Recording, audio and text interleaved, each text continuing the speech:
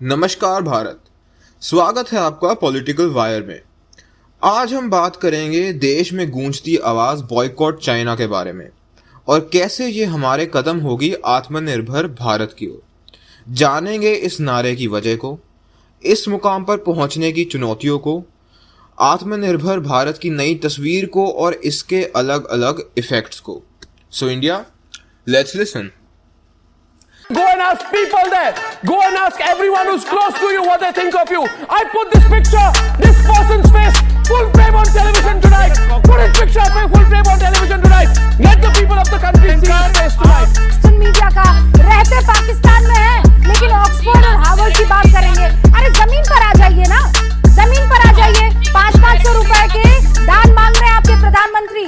जमीन पर आ अली मोहम्मद चाय की दुकान पे नहीं खड़े हैं। तुम्हें बात नहीं सुननी तो बुलाए मत करो। मैंने बात और ये सवाल की तरह बात मत करो। और ये धमकी देने के लिए बात मत करो। नमस्कार दोस्तों, मैं हूं आर्नव और ये है पॉलिटिकल वायर।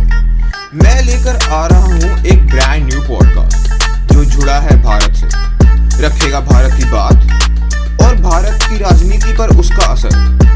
हर हफ्ते मैं लेके आऊंगा कुछ ऐसे सवाल, कुछ ऐसे तथ्य और उनके जवाब जो बनाएगा भारत को और भी बेहतर। Welcome to the political wire.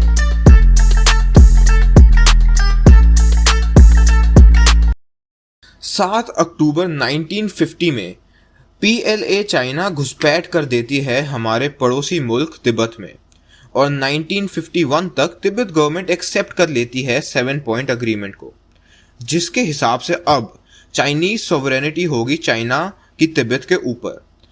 2003 में हमारे प्रधानमंत्री चीन के दौरे के वक्त हस्ताक्षर करके ये मान लेते हैं कि अब से तिब्बत चीन का हिस्सा होगा। यानी दुनिया के नक्शे में भारत के एक नए पड़ोसी मुल्क का आगमन हुआ, जिसके साथ इंडिया दूसरी सबसे बड़ी बॉर्डर लाइन शेयर करने जा रहा था। बहुत सारी बॉर्डर लाइंस को मान्यता दी गई। अब इसे लैक ऑफ अंडरस्टैंडिंग कहिए या डिप्लोमेटिक एब्सर्डिटी या कुछ और, कि इंडिया चाइना के कई सारे बॉर्डर डिविजन्स क्लियरली डिफाइन नहीं किए गए। यानी हमारी तरफ से जो बॉर्डर लाइन डिसाइड की गई, चाइना की तरफ से उसको कोई मान्यता नहीं दी गई। इन्हीं जगहों में से एक जगह थी line of actual control, Galwan valley.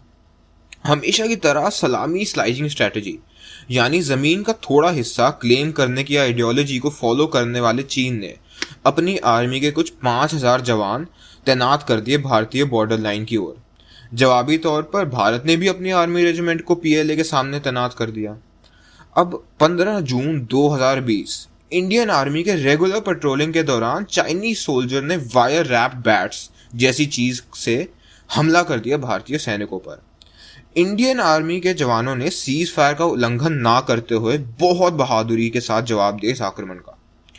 इस वारदात में कुछ 20 भारतीय सैनिक वीरगति को प्राप्त हो गए और भारतीय सैनिकों की हैरत अंगेज बहादुरी को देखकर चाइना ने चुप रहना और अपने सैनिकों की भारी मौत के आंकड़े को छुपाना ही ठीक समझा। और इस घटना के साथ देश में गूंजने लगी एक आवाज, बॉयकॉट चाइना। लेकिन ये होगा कैसे? कहाँ हम चाइना पर डिपेंडेंट हैं? अगर चाइनीज प्रोडक्ट नहीं तो फिर क्या? इस नारे के साथ इन सारे सवालों ने भी उफान लिया। हाल ही में हमारे प्रधानमंत्री ने कुछ 50 चाइनीज ऐप को बैन किया जो हमारे और हमारे देश के लिए सिक्योरिटी थ्रेट माने जा रहे थे, और वही आर्मी के लिए बैन ऐप्स का आंकड़ा कुछ 90 रहा।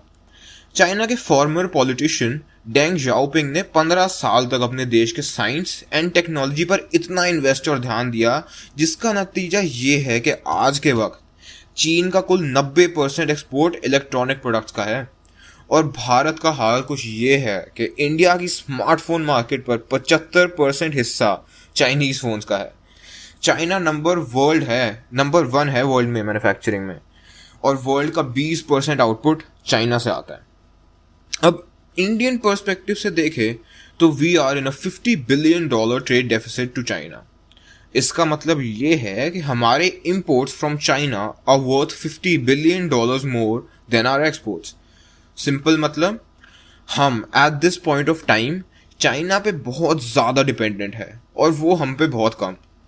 अगर बात की जाए इंडियन स्टार्टअप्स की, तो बहुत सारी कंपनीज का एक बहुत बड़ा शेयर रखती है अलीबाबा और टेंसेंट जैसी चाइनीज कंपनीज। जोमैटो, पेटीएम, ओला, बिग बास्केट, इन सभी स्टार्टअप्स के पीछे चाइनीज इन्वेस्टर्स हैं। गेटवे हाउस के एनालिस्ट अमित भंडारी कहते हैं कि 18 out of 30 Indian startups have a Chinese investor. 45% smart TVs, OEMs का 30% रॉ मटेरियल सब चाइना से आता है। अब कोरोना महामारी के दौरान इंडिया ने एक बहुत बड़ा किरदार निभाया फॉरेन कंट्रीज को मेडिकल हेल्प प्रोवाइड करने में। ब्राजील प्रेसिडेंट जेयर बोल्सोनारो ने तो इंडिया को वर्ल्ड फार्मास्यूटिकल्स का खिताब तक दे दिया। पर इस बात को अनदेखा नहीं किया जा सकता कि इन मेडिसिन की API, एक्टिव फार्मास्यूटिकल्स प्रोडक्ट्स, यानी मेडिसिन के लिए जो रॉ मटेरियल है, उनका 90% हिस्सा भारत अन्य देशों से इंपोर्ट करवाता है, जिसमें से 2/3 इंपोर्ट चाइना से होता है। आत्मनिर्भर बनने के लिए बहुत ज़रूरी है कि हम साइंस एंड टेक्नोलॉजी और इंफ्रास्ट्रक्चर पर इन्वेस्ट करें, जिसके लिए हमारी गवर्नमेंट ने Asian infrastructure investment development bank से कुछ $750 मिलियन का लोन भी लिया है। पर अफसोस और आयरनी ये है कि ये बैंक भी चाइनीज ओरिजिन का है, जिसका हेडक्वार्टर शंघाई में स्थित है। लेकिन ऐसा नहीं है कि अपने देश की डिपेंडेंसी, स्पेशली चाइनीज डिपेंडेंसी पर निर्भरता कम करने के लिए भारत ने कोई कदम नहीं उठाए। आत्मनिर्भर भारत अभियान, जिसका टोटल पैकेज 20 लाख करोड़ का है, इस पैकेज का direct fiscal impact 2 lakh crore होगा, which is 1% of our total GDP। इस अभियान में 5 मेन ट्रांचेस हैं, मतलब भाग हैं, और ये ट्रांचेस MSME से लेके एग्रीकल्चर और कोल सब में फंड इंजेक्शन करेगा और ईज ऑफ डूइंग बिजनेस बढ़ाएगा। बॉयकॉट चाइना के बाद इंडियन गवर्नमेंट ने रेलवे सिग्नलिंग प्रोजेक्ट, जो कि एक चाइनीज कंपनी को दिया गया था, उस पर स्टे लगा दिया। भारत में present e-commerce companies Flipkart, Amazon वगैरह को प्रोडक्ट्स का ओरिजिन शो करने का निर्देश दिया। चाइनीज स्मार्ट मीटर्स का कॉन्ट्रैक्ट रद्द कर दिया गया। हरियाणा के गैस प्यूरिफिकेशन का एक प्रोजेक्ट चाइनीज फर्म के हाथों से वापस ले लिया गया। ये सारे कदम साबित करते हैं कि आत्मनिर्भर भारत ये एक सोच नहीं है, ये हमारी मंजिल है। भारत की आत्मनिर्भरता की उड़ान का एक अंश ये भी है कि कुछ 101 डिफेंस इक्विपमेंट के इंपोर्ट को कैंसिल करवा दिया गया, जिससे डोमेस्टिक प्रोडक्शन को सुनहरा मौका मिला। ऑसाइट रेटिंग एजेंसी की माने तो इस वक्त भी डोमेस्टिक मैन्युफैक्चरिंग में कुछ 25% चाइनीज इंपोर्ट को सब्स्टिट्यूट किया जा सकता है, और इससे एक साल में ही $8 बिलियन का इंपोर्ट कम हो जाएगा। और ऐसा नहीं है कि इंडिया की डोमेस्टिक मैन्युफैक्चरिंग कहीं पीछे है। अब आप खुद ही देख लीजिए, PPE किट, जो एक नॉन एग्जिस्टेंट इंडस्ट्री थी इंडिया में 6 महीने पहले तक, आज 10,000 करोड़ रुपए वर्थ है, और जो कि आने वाले साल में 2025 तक कुछ 60 बिलियन इंडियन रुपीस की हो जाएगी। साथ में गवर्नमेंट बहुत फाइनेंशियल बेनिफिट्स ऑफर कर रही है इंटरनेशनल ऑर्गेनाइजेशंस को, so that they produce more in India. Smartphone industry को ही कुछ 40,000 करोड़ रुपए के इंसेंटिव्स देने का फैसला दिया गया है। बल्क ड्रग पार्क स्कीम को मान्यता दी गई है, जो 10,000 करोड़ रुपए की वर्थ रखती है।